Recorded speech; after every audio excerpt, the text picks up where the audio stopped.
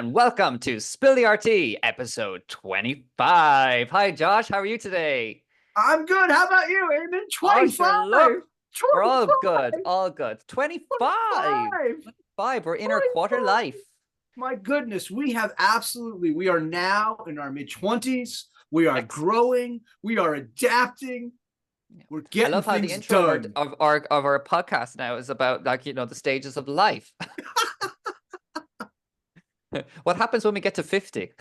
Oh, well, I guess there you go, folks. That's why you have to like, share, subscribe, send it to 3 friends. Dude, get that link clicked, please, and share it with all your friends. You don't want that fear of missing out. Who knows Absolutely what 50 not. will look like? My goodness. Absolutely not. Josh, what's coming up on the show today? So this week, my friends, another round of Catellan's banana shenanigans, Pompei erotic art, Poopy public art, amongst other kinds of nastiness. Yacht owners are commissioning fake art and more bad public art. All that and a brand new guest are coming up next as we spill the art tea. Amazing. We have so much coming up this week, and all very exciting, all very potentially funny stories. Let's see if we can make a laugh. Let's punch up and bring on Rose Magee. Hey, Rose. Hi, guys. Hi. Excited to be here. Welcome. How are you doing?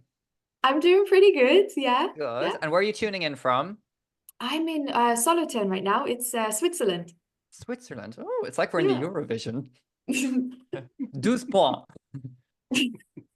Pardon? We're in the Eurovision. You know that thing that nobody watches anymore? Josh is like, what is that?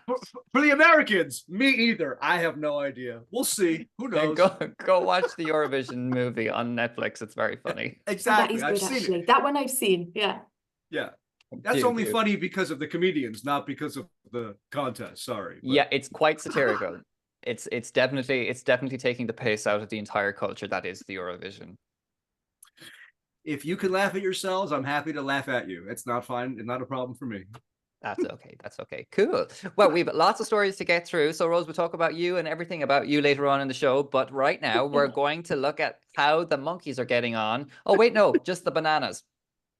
So I guess technically we're going to London because it's Sotheby's that's going to be auctioning this. But the story, for those that are not aware of this, story goes back to Miami, Basel. This is back in 2019. So this is 5 years ago now. Catellan is known, as we've talked about before on this podcast, he's known for doing shenanigans of various kinds. In this case, this is one of the ones that really kind of put him on the map, I think, for the general public, where he had the banana and the duct tape. And there was actually 3 of these that were made. Well, made in quotes, right? So one of the 3 is up for auction, and they're basically saying it's going to be $1 million. And just to be clear here, they go downstairs, they go and they grab a banana from a greengrocer, and that's the banana that's being auctioned. It's not like, oh, it's this brown, decrepit, dead banana from 5 years ago, right? It's a brand new freaking banana and a roll of duct tape, and voila, you have the authentic piece. Emphasis. So a total price probably of what, £4.50? Maybe. We're talking like $5 for tape, 80 cents, a buck maybe for a banana if it's organic. You get a banana in Lidl now for about 89 cents. Yeah, that's fairly good going. That's the cost of inflation for you now. It's worth 1.2 million. What do you think, Rose? Where are you on this whole idea of something like this gaining $1 million in value because of a signature, essentially? It's rough, right? It's rough when you're struggling to make ends meet as an artist and you're sending all the applications and you're lucky if you get 200 euros for something. That kind of hurts. It definitely it brings a tear to the eye. But I guess conceptually, I appreciate what he's doing. He's showing how ridiculous is the art market. How far can I push it? And this kind of chutzpah, I do kind of respect that, I have to admit. The art newspaper had reported that Damien Hirst really wanted to get his hands on one and he didn't get a chance to. Yeah, because they got snapped up, right? I mean, it's just ridiculous if you think about it. To me, it kind of reveals the underlying problem of the way in which exchange value works. Because exchange value is not about use, right? The use here is $5 a tape and $1 worth of, of banana. And but the exchange that people are willing to pay for the idea, that's really the kind of key issue here, right? Yeah. Like, and it's the authentic idea that somehow, because this little piece of paper, but that's Lewitt, right? That's, I'm going to give you a set of instructions. And then if you follow those instructions and put it on the wall the way I want it to be painted, now it's an authentic Lewitt painting. And the guy's dead 20 years in the past. Did you guys see that there was 2 artists that engaged with it? One was a student, one was another, and they made it performance. And they kind of like jumped on that bandwagon, which I also like, I felt a bit, was quite cheeky, but also kind of respected that. Yeah, I don't know. I just thought that was we have a interesting. habit of seeing those sort of things happening on Spill the RT, where there's just like, it's like, we're gonna just make this even louder if we can, and they do. Yeah. Well, certainly, if what you're designing is art that's really meant to be more spectacle, right? That's really more about the installation than about the art as an aesthetic thing itself. Because if you buy the banana, eventually the banana rots, right? Yeah. Like, even if it's in the museum, because one of the 3 now ended up in a museum, it's not like they're not refreshing that with a new banana every day in order to have it look fresh on the wall. So it's this idea that's being refreshed in the process of doing this, right? And my logic is just like, how much money is being wasted on this because it's been institutionalized? It's this idea of like, once outsider art becomes institutionalized, it's no longer outside. So yes, Catellan was poking fun for $200,000 5 years ago. Now we're up to $1 million, and he's not seeing any money from that. Well, I mean, his imprimatur, right? Yeah. His like his existence in the world will have more clout behind it. He'll get more commissions or whatever because of it. But the piece itself, it's based on belief. If we all give it belief, the emperor has clothes. Otherwise, guess what? It's just a banana with some freaking tape. See, you're welcome. But if it's really green, it might last a bit of time, so they get a bit of value there. Yeah. You know?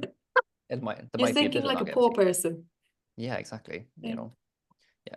I think that tea is spilled, and great to see that come back onto the slides. And I guess to his credit, just to say before we go, to his credit, this is what Catellan does, right? He's a jester.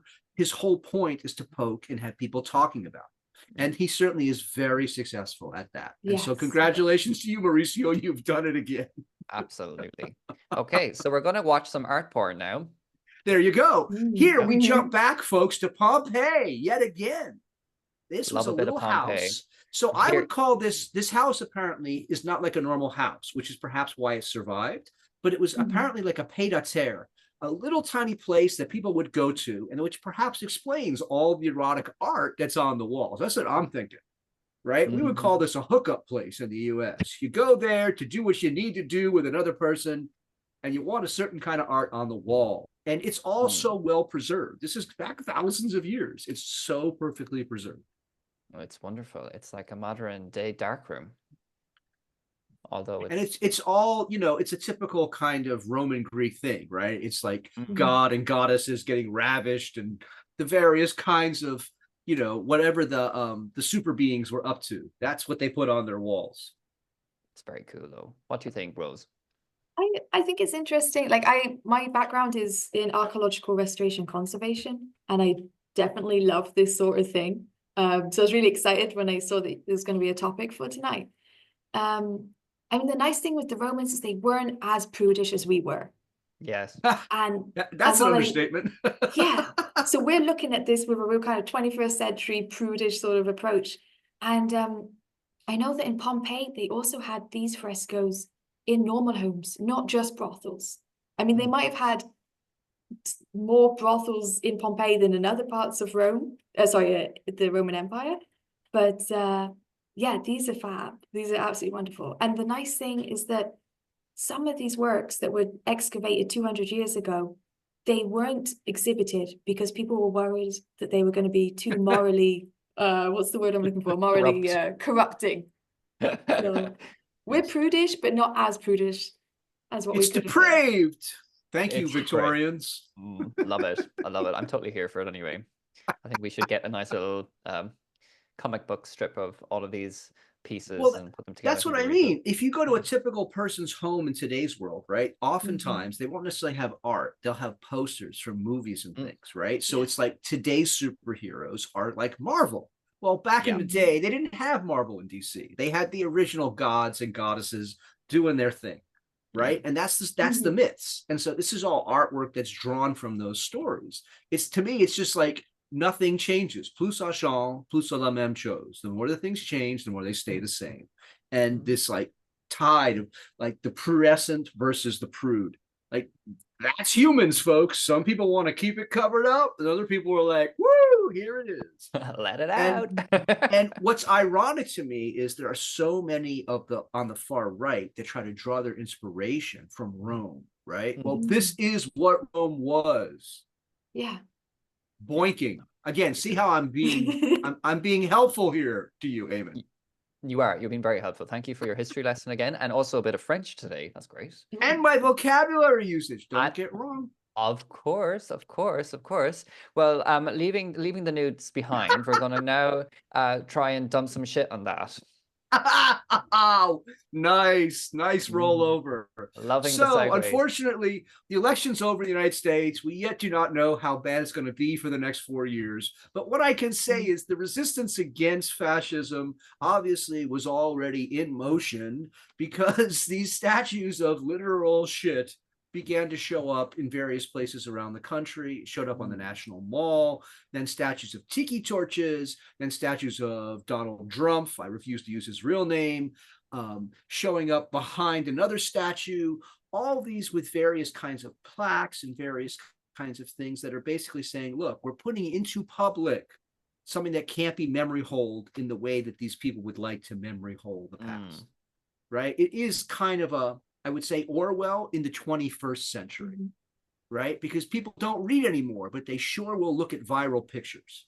And so this kind of thing, even if they try to remove these things, the images of them will still propagate out into the web.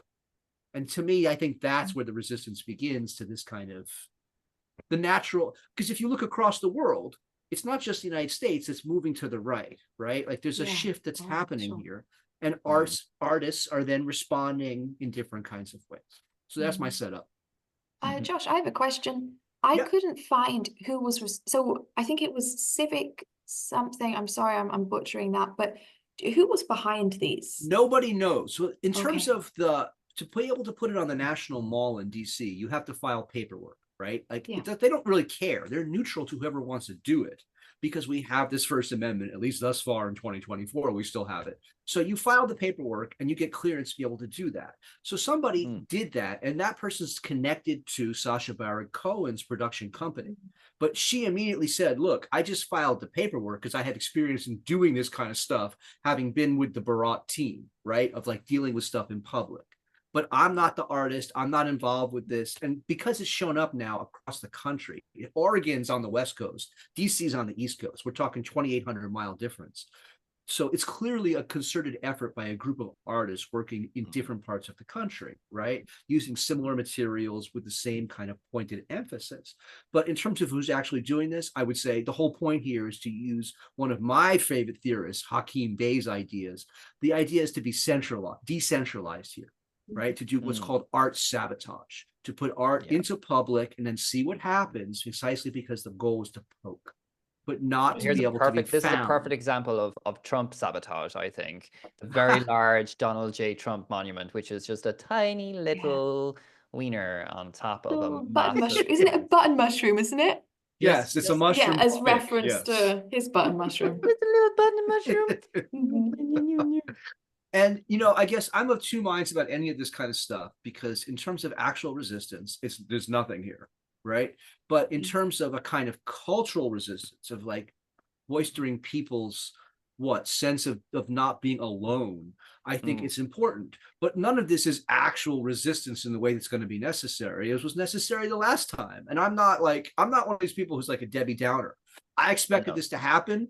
I have no problem with it in the sense that like I'm not going to like curl up into a ball. I didn't do it the last time. I do great art when fascists are in office because I get angry and I want to do something with my anger, right? And you do. You want to express yourself, just like they did here with this turd, which looks almost actually thinking like it, like the curl of his hair. Do you know where he used to have curls in his hair, and now the turd is in his curl. Well, that's a good point. There's an echo of this because there's a giant Drumpf baby doll that gets floated around to different cities, and they have a little curl poop of hair for him at the top of his head. I can't believe I made a So good point. there's really a good point. visual echoing that's going on here. I think that the history that will be written 50 years from now, if we're allowed to write that history, is precisely the way in which images are being recycled in different ways through different forms to do this political kind of resistance. Do you feel as though Um, your voice is going to be silenced in the next few days? In the US? Yep. I think everybody is waiting with bated breath to see whether this geriatric who can barely remember what he did yesterday is actually going to remember the things he threatened. Fair. Who knows? Who knows? And we don't typically get political. I don't want to have the show go in that direction. I just think it's interesting that art will always kind of move in a counter-power relation, and that this began even before he was elected, right? Like there was a sense, at least among some people, that not memory holding the past was going to be necessary. Very good, very good. I think that tea is spilled. Oh, unless Rose has something else to say. She looks like one thing. I like circling back to one of your previous podcasts about people doing art activism by destroying. And I just want to and I wanted to just have like a little positive spin on this, like who knows who did it, but I did appreciate that nothing was getting destroyed. They were making a statement, and people were able to take the pieces away for free. At least that's how I understood it. They could take it home, and there's this kind of and there's this humor I think that's element. a really good point. Really good point. And they've made a point. You know, it's been published everywhere. Like the Washington Post has published it. It's getting really good press, and you know they're definitely making their point clear. But I think without also destroying. But this is also, I think, but I think there's a shift here because the United States, you'd never be able to get any of those things into any museum in the US anymore anyway, right? Post 9/11, like everything is a security state lockdown. That's why all these shenanigans keep happening in Europe, because it's not the same kind of security environment, but it's becoming that, like the British Museum banning all liquids. But the other issue, I think, is that it's this idea of art in public has a very different meaning in the United States than it does in Europe. Right. And so people know that they can do things in public, and because of the free speech that they're allowed, that they can put things up. And if they can keep themselves anonymous, that's the key thing, not because of the free speech, but because of the crowds that come after you on social media that will try to dock you, that will try to do various things to expose you in various ways. But if you can manage to keep yourself using that spirit of street art, of Banksy, right, of Invader, of you don't know who these people are. There's groups of people that work with them. So they're taking that as an art activist, and then they're using that as a secret agent in the world. And to me, that's the power of art. It's not about clicks. It's not about dollar value. It's about putting something out there that pushes people to rethink the actual environment around them. Yeah. And that's really important. I think that's very clever. I think it's more intrusive than throwing some tomato at some painting. 100%. Yes. Absolutely. Yes. Absolutely. Right. Well, that tea is spilled, and we're going to just have a twits. Screw you, tomato twits.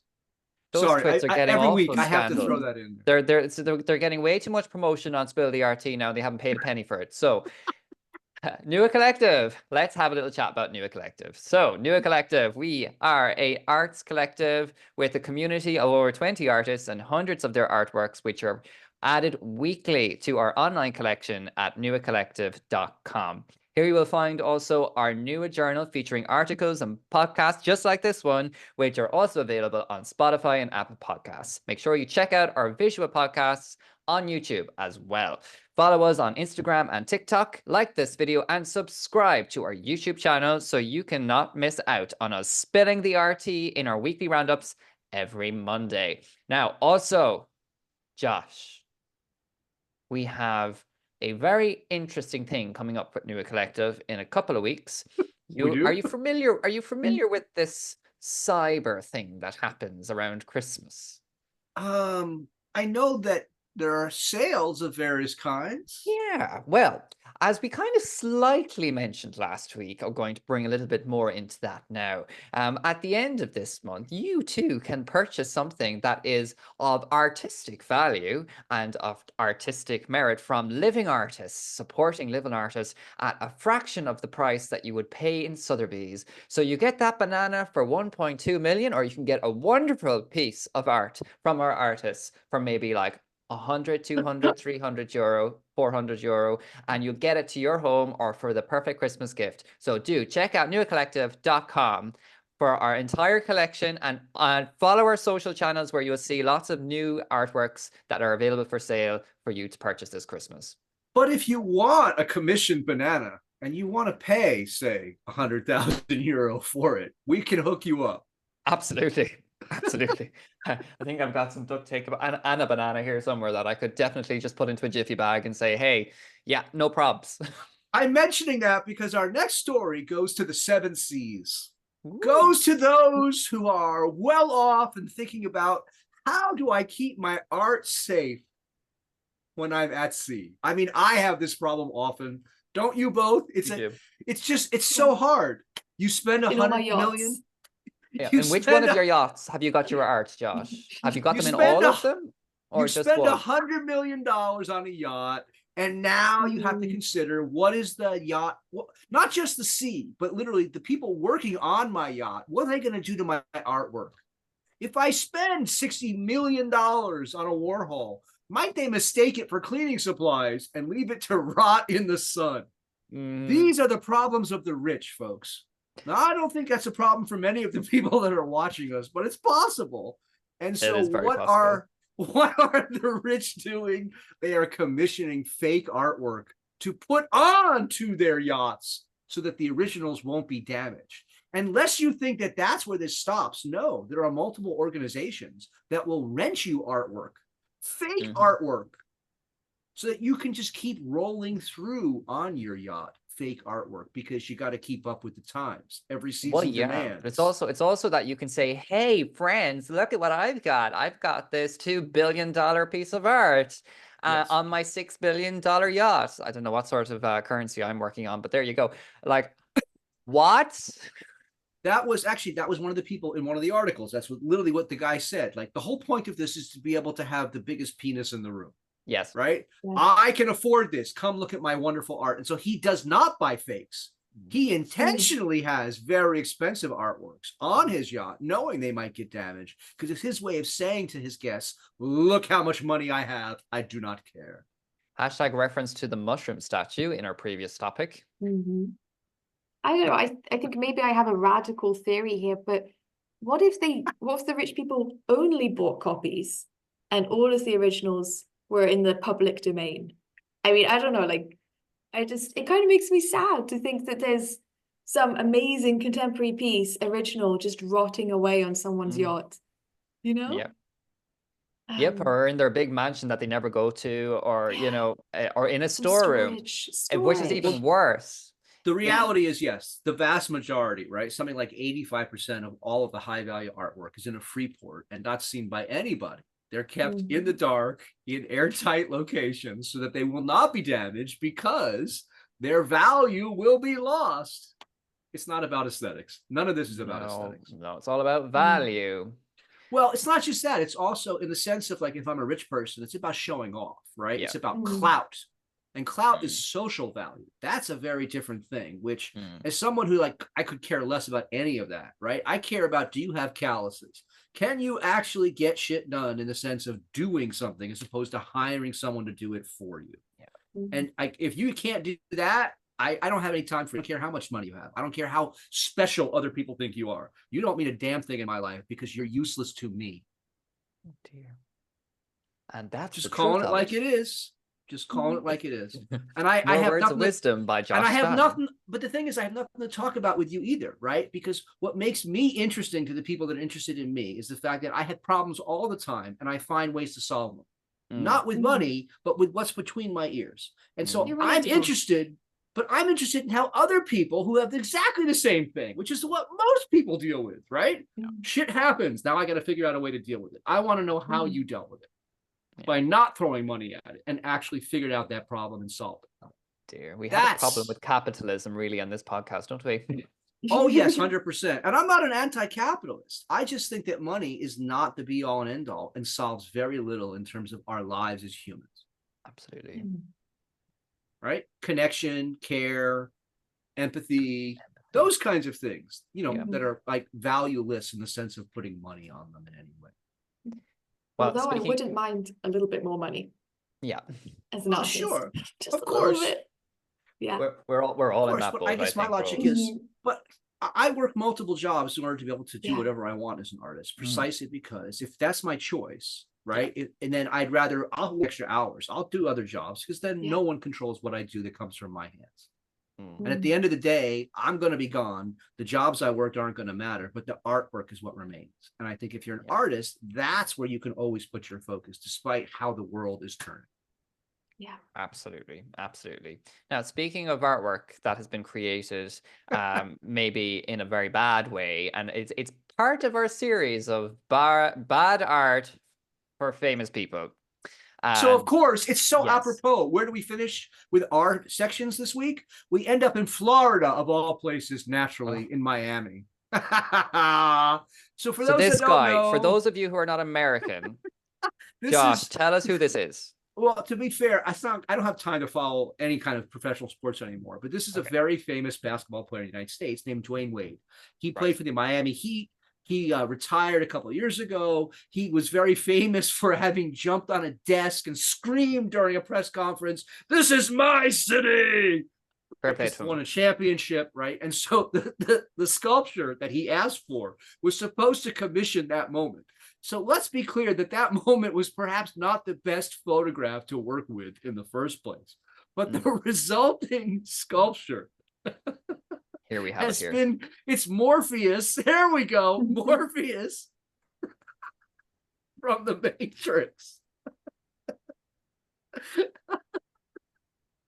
He Bad also looks, art I in actually think that public. they've aged him in the sculpture as well. He looks so much older. Well, it's not Lawrence Fishburne that it's supposed to be. This We does have remind me of that Ronaldo sculpture though, right? We've Yeah, seen this before. they Mm. showed that in one of the articles where Ronaldo's head was turned to this like pinched, like a pinhead. Oh dear. Let's just go I- back. Yeah, There. see, look at the guy there. He looks like a normal human being, right? Mhm. Right? Look at the guy there. Come on. Come on. He looks He looks really, like really scary there, though. You know, it's like a it's like horror. it's like Madame Tussauds, but done in like metal. It's just horrible. It's just the worst picture of somebody. Oh dear. Oh Such dear. a difficult angle as well though, right? Like So, of course, this is 2024, right? So the best part of this story is if anyone goes and searches, there's thousands now of memes of this where they take that picture of his face and it's then attached to anything and everything else you can imagine. Yeah. Because it's such a tortured looking. Stay tuned to our social streams where there will be plenty of those for you to see. Well, I think before we start to insult the man even more, we're going to move swiftly into our wonderful artist, Miss Rose Magee, who is currently on a residency in Switzerland. But do tell us more about where you're at, what's happening. We've a beautiful piece of work here to share with you all. Tell us about you. What's happening? Okay, so I just graduated the Estonian Academy of Arts, which is where I met you, Eamon. Yes. About a year ago, right? We've had our 1 year anniversary. Almost a year, January. Crazy. Yeah, that's gone by so fast. So I graduated there back in June, and I was really, really lucky to get accepted on this residency here in Switzerland. I'll be here for 4 months. I'm in this beautiful old hospital, and they've given me a studio and an apartment, and I'm kind of living the dream. But soon reality is going to hit. I'm applying for jobs, other jobs, of course. Like, you know, as you were saying earlier, Josh, we have to support ourselves. So this work, it's concrete and it's blown glass objects. And I'm really into material combinations. So I have a background in restoration and conservation. And I think that's probably what has pushed me down this tactile textures, materials, patinas, Mm. all of this. This is like this is my jam. This is what Okay. interests me. Okay, good. Yeah. And what's happening in this piece? What is this piece? Yeah, so this one I'm kind of working with failures. That's something that keeps coming up in my projects recently.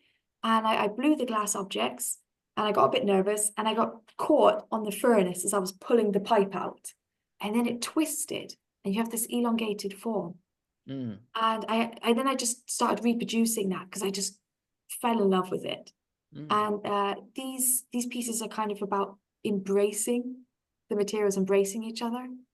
And there's also like, of course, it's very fragile and you can't separate it without damaging both of them.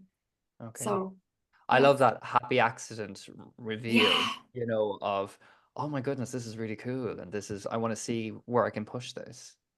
But I think it also raises this issue of, right, like the way materialism can cross with abstract in the way that you Mm. allow what you're working with to unfold instead of Yeah. being in control of it, right? Yes. Because then it's not, you're not fighting the material, it becomes a conversation with it. It unfolds in your hands, literally in your case. Exactly. Yeah, Okay. exactly. And We there's have such a this. visual language to that. Sorry, please. Oh no, no, go on. Yeah, we have this piece then, which is actually in the space where we did have blackout in 20 or earlier this year. And what's happening here? So this is the student gallery that's connected to the academy in Tallinn. And Mhm. this one I'm working with a whole tree trunk that's almost the size of me. And then I burned it using a Japanese method. And I removed pieces of the wood and reinserted it as glass. And Wow. on the left-hand side is kind of my first piece of welding. And I kind of reconstructed the shape, but extremely simplified. And they're working in tandem with each other. Unfortunately, you can't quite see in the photo, but they're connected by a metal string, let's say, for a better word. And Mm. if one was to fall, the other one would rise up and vice versa. And I like this tension between Yeah. pieces. You can definitely feel. I love the weight difference. You can Yeah. feel the lightness of the left when potentially it is actually quite heavy if it's steel, and then the heaviness of the trunk. But I also love the shadows it's creating. Yeah, and this is something I'm trying to learn a bit more myself. I don't know if you guys can relate as artists, but sometimes I feel like I need to have drama and make it more interesting, and I'm adding and I'm adding. And something I'm trying to work with is reducing and stepping back a bit. Mm. Because those are my favorite pieces of art in others, but I need to have the confidence just to let it be. Yeah. So Well, I yeah. think what you see is typically either a push towards minimalism or a push towards maximalism, right? And whether we're talking about it in terms of 2D or 3D, it becomes this question of, are you going to be more like Mike Kelly and push it to the nth degree, or are you going to like pull it back and then have it be more sparse so it becomes more about the tension that you're speaking of, right? It's like a tension of less versus a tension of more. And I guess the question that I always have for someone like you that's kind of working materially 3D and bringing kind of multi-materials together is, how are you able to decide when a piece has reached culmination in the sense of stepping back and deciding, okay, I don't have to add another something here? That's a really good question. I guess I have to really sit with the piece. Ideally, if I can, install the work in the exhibition space and then kind of keep coming back to it after I've slept for a night, after I've tried to be a little bit more confident. Yeah, it's really hard. I guess it's that thing that you can't put into words. When you just look at something and in really simple terms go, I love it. I like that. And it might be some melted beeswax that looks like skin. And you're like, it's so gross, I love it. It's it's It's really, kind really of hard. that kind of experiential kind of witnessing of where the work goes is often a freedom that we can ill afford because it's having that time in the space is something that we don't often get, and like Almost that's never. such a Yeah. privilege to have. So I suppose when you are in context with your piece, it's very difficult to form those realizations until you're there, and then to have time to make them is it's often, yeah, as I said, a privilege. Absolute privilege. You're totally right. I And guess then it's Oh yeah, no, Sorry. I was going to share the next piece that you have, Yeah. which is kind of a close up. Is this part of the previous? Yes, exactly. I just thought it might be interesting to see what I really loved about this tree trunk was just how kind of gnarled and twisted it was. And you're just working with the natural material then. And then by burning it, I just wanted to highlight it, just kind of reduce that visual noise. And it's all black, but it's twisted and it's straining and I really love this photograph, even as an art piece itself. I think it's quite cool because you're trying to feel the weight in it and to see the textures and then the steel and the raw materials versus the natural materials, and then obviously the glass that's there too. There's a lot happening there, which is really cool. Thank you, thank you. Then we have this piece here. So this was my MA graduation work. This is going back to blown glass, and the thing that it's hanging on, it's like found iron objects. And again, I really like combining kind of this found, rusted, forgotten thing with something brand new. And I really love how the surfaces, they contrast, but then the glass looks even more shiny and even more smooth compared to this peeling, rusted thing. And again, working with suspension, which is really, I think it ages me horribly. And I got a lot of wrinkles after doing this piece. Because you're just so nervous. Like you say, you install it, and if you mess up and it smashes, you've got to write a new concept. You work with it. Yeah. But I guess I would argue to me, that's what always raises the issue. Like, let's say it did shatter. There's no reason that couldn't then be the install, right? Like I have talked about this with a number of people who work with glass and ceramics. And it seems like some people are on one side of the divide. Like if it changes in some way, then the original thought has been like, it's gone. Versus, well, I just let it happen. And let's say it falls off the counter. Well, that becomes what the piece is because that's what I've got.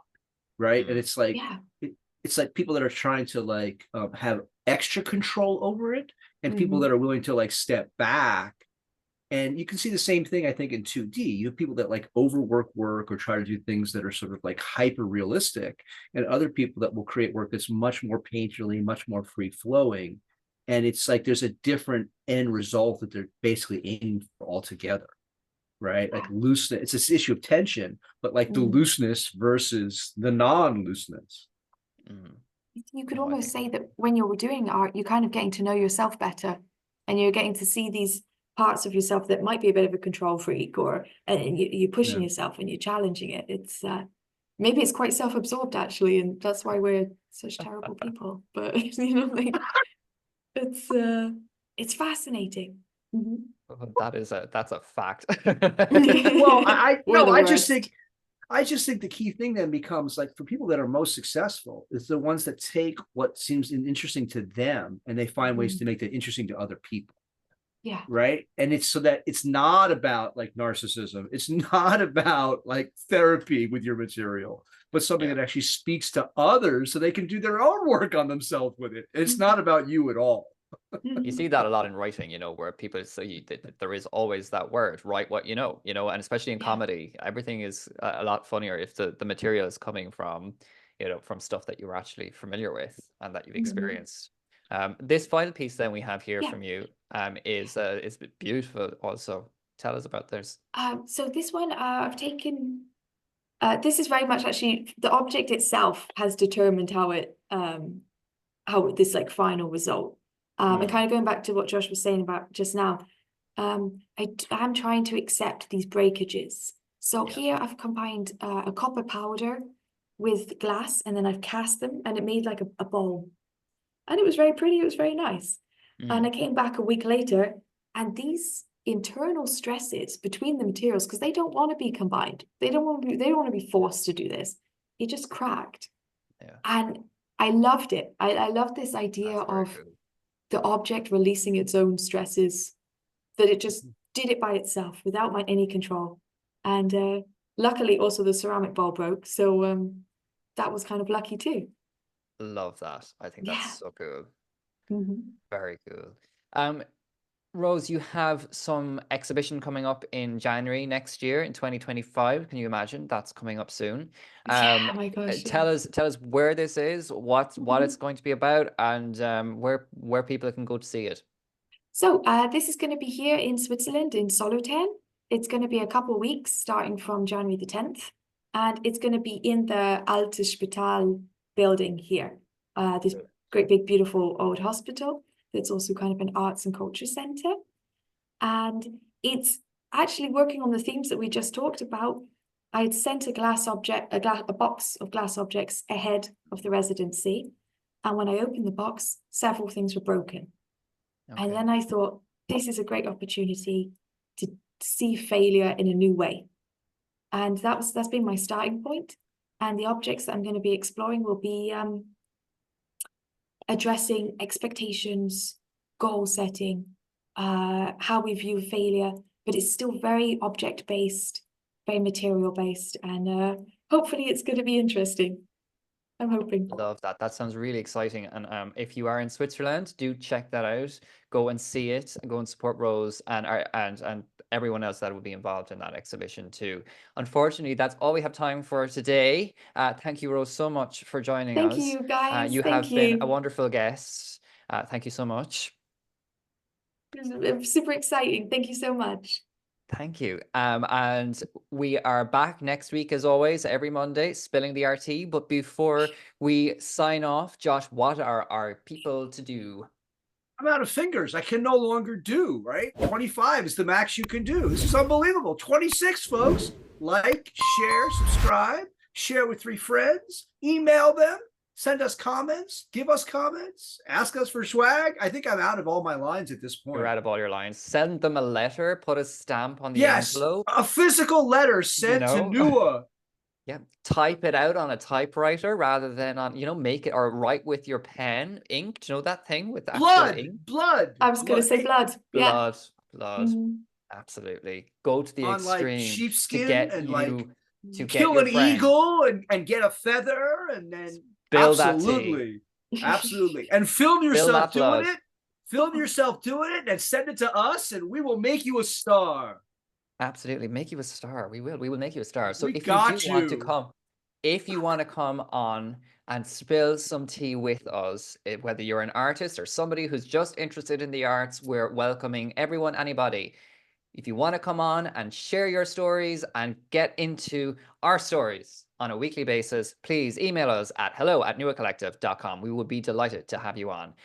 Loads of space for loads of new guests, so do check us out. And remember, go to our website at www.nuacollective.com, where you can see all of the artwork,